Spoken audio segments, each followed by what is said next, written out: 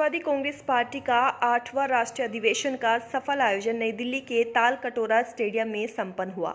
कार्यक्रम में एनसीपी के अध्यक्ष श्री शरद पवार जी मुख्य अतिथि के तौर पर सम्मिलित हुए एवं वरिष्ठ नेता प्रफुल्ल पटेल जी, महाराष्ट्र के पूर्व मंत्री एवं एनसीपी के प्रदेश अध्यक्ष जयंत पाटिल जी, श्री अजीत पवार जी एवं श्रीमती सुप्रिया सुले जी, छगन भुजबल जी एवं वरिष्ठ नेता श्री पीसी चाको जी एवं लक्षद्वीप से एनसीपी सांसद मोहम्मद फैजल, राष्ट्रवादी विद्यार्थी कांग्रेस की अध्यक्षा सोनिया दुहन उपस्थित रहे। इस दौरान राष्ट्रवादी युवा कांग्रेस के राष्ट्रीय अध्यक्ष श्री धीरज शर्मा ने अपील की है कि अगर वर्ष 2024 में नरेंद्र मोदी और बीजेपी को हराना है तो आदरणीय पवार साहब को ही सम्मिलित विपक्ष की कमान संभालनी होगी, क्योंकि बीजेपी पार्टी जैसी पार्टी से टकराने के लिए उनके जैसे अनुभवी और ऊर्जावान नेता की ही जरूरत है।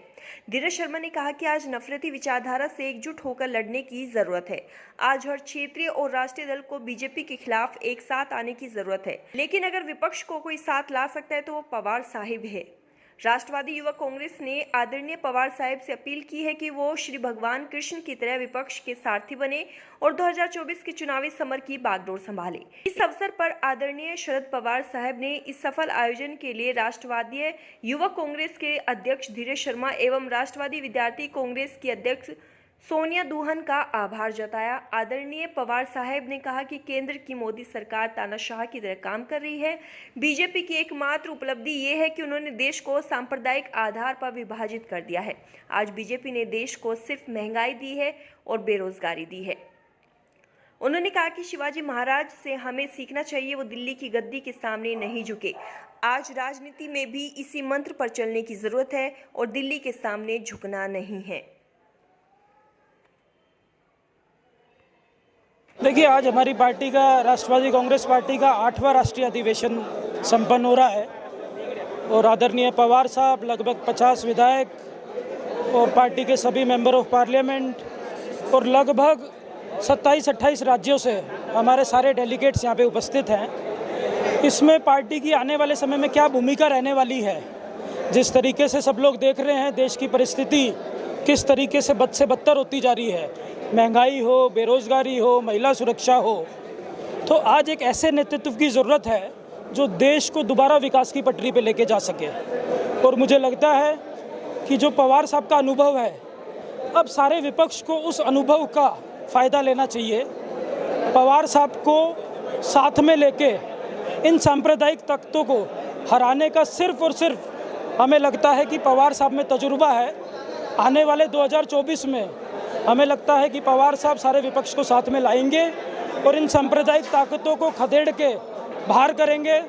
दोबारा से एक ऐसी सरकार आएगी जो जुमलों की सरकार नहीं होगी, जो झूठे वादों की सरकार नहीं होगी। ऐसी सरकार होगी जो अच्छा काम करेगी, युवाओं की बात करेगी, महिलाओं के सम्मान की बात करेगी और किसान हितैषी सरकार आएगी। महाराष्ट्र में अचानक से भी सरकार थी, लेकिन वो गठबंधन था, गठबंधन टूट गया। क्या लगता है कि कहीं ना आपस का जो मेल जोल था वो कहीं भी गठबंधन? देखिए, गठबंधन नहीं टूटा है, ये सिर्फ और सिर्फ सीबीआई, ईडी और इनकम टैक्स का गलत इस्तेमाल हुआ है।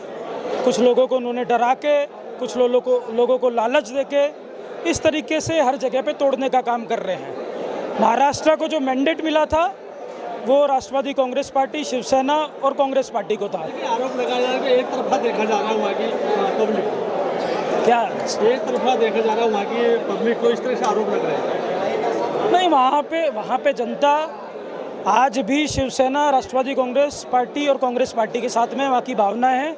और आने वाले समय में जल्द आपको समझ में आएगा कि जिस तरीके से इन्होंने साम दाम दंड भेद की राजनीति करी है, इनको जनता, महाराष्ट्र की जनता इनको इनकी सही जगह दिखाएगी। 2024 में चुनाव होने वाले, क्या गठबंधन के साथ रहेगा या कांग्रेस को लेकर साथ? देखिए, मुझे ऐसा लगता है कि देश में एक ऐसे नेता माननीय शरद पवार साहब है जिनका 55 वर्ष का पब्लिक सर्विस का अनुभव है। मुझे लगता है कि शरद पवार साहब में एक ऐसा अनुभव है, ताकत है, जज्बा है जो सभी पार्टियों को साथ में ला सकती है। एक ऐसी सेक्युलर सोच के साथ में सभी लोगों को साथ में लाके ये जो रेडिकल फोर्सेस, सांप्रदायिक ताकतें हैं, इनको दूर भगाने का और इनको हटाने का काम करेगी। हमारे राष्ट्रवादी कांग्रेस पार्टी एनसीपी का 8वां राष्ट्रीय अधिवेशन दिल्ली में तालकटोरा स्टेडियम में संपन्न हुआ है और आज हमने फिर से हमारे राष्ट्रीय अध्यक्ष शरद पवार जी, इनकी पुनश्च राष्ट्रीय अध्यक्ष के तौर पर हमने चुनाव करके उस प्रक्रिया से उन्हें वापस वहाँ पर नियुक्त किया है।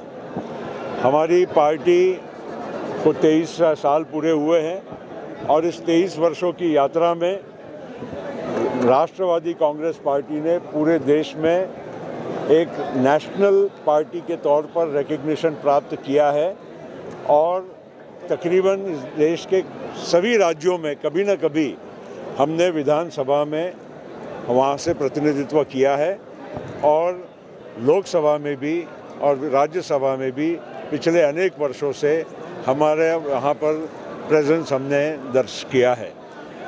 आज देश में जो परिस्थिति निर्माण हुई है और जो राजनीतिक वातावरण है, इसमें हमारी एनसीपी को आगे आने वाले भविष्य में महत्वपूर्ण भूमिका निभानी है।